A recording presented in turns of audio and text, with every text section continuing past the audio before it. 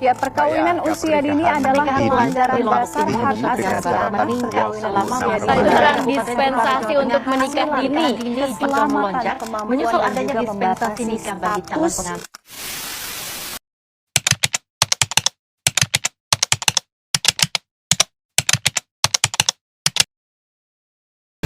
Kasus perkawinan anak yang tercatat di Nusa Tenggara Barat bulan Mei 2025, Pengadilan Agama mencatat ada 143 sampai 149 kasus tentang perkawinan anak.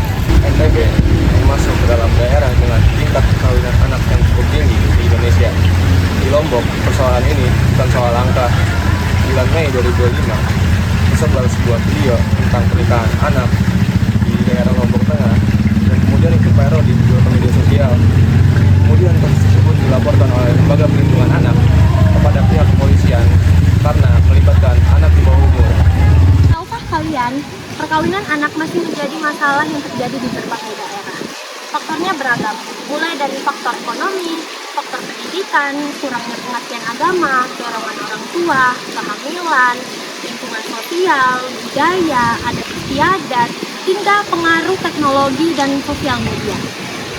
Perkawinan anak bukan hanya soal menikah lebih cepat, lebih dari itu, perkawinan anak adalah soal bagaimana hilangnya banyak kesempatan dalam kehidupan. Dari sisi psikologis, anak tentu belum siap untuk membangun rumah tangga, begitupun dari sisi kesehatan. Di sisi ekonomi, anak belum punya penghasilan untuk menghidupi kebutuhan keluarganya dan pasti akan menjadi beban keluarga. Di sisi sosial dan pendidikan pun, anak pasti akan mengalami keterhambatan dalam berpendidikan dan bersosialisasi sebagaimana mestinya. Perkawinan anak adalah salah satu tantangan yang masih banyak dihadapi oleh para remaja di Lombok. Oleh karena itu, pencegahannya harus dimulai dari lingkungan terdekat kita.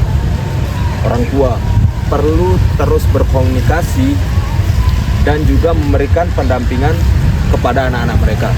Sekolah harus terus memberikan edukasi dan para remaja sendiri harus lebih berani mengejar cita-citanya serta memikirkan masa depan dengan lebih matang. Dengan edukasi, kesadaran dan juga dukungan bersama, kita dapat menekan angka perkawinan dini di Lombok yang sekarang masih sangat marak, mungkin bisa berkurang lambat laun. Perkawinan anak bukanlah solusi dan bukan hal yang harus dinormalisasikan. Setiap anak berhak untuk menikmati masa muda tanpa memikul beban rumah tangga. Generasi muda Lombok adalah harapan masa depan. Mari bersama-sama mencegah perkawinan anak dan memberikan ruang bagi anak untuk tumbuh, belajar, dan berkarya.